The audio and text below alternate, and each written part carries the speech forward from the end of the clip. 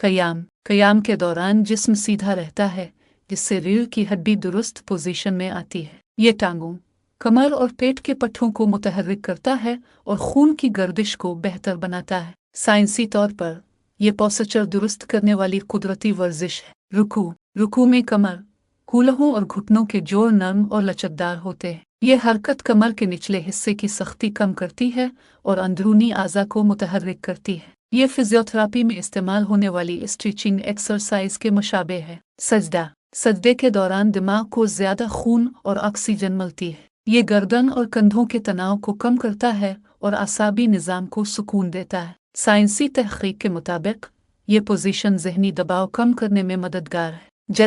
जलसा घुटनों, टखनों और रानों के जोड़ों को मजबूत बनाता है। ये निज़ाम हज़म को बेहतर करता है और निचले जिस्म की लचक बढ़ाता है। ये नशिस्त कुदरती ज्वाइंट थेरापी के तौर पर काम करती है। सलाम के दौरान गर्दन की हल्की गर्दिश होती है, जो गर्दन की हड्डी को मुतहर्रिक रखती है। ये गर्दन के दर्द, अकड़ाव और सर दर्द में कमी लाती है। ये हरकत फिजियोथेरापी में गर्दन की वर्जिश के तौर पर इस्तेमाल होती है।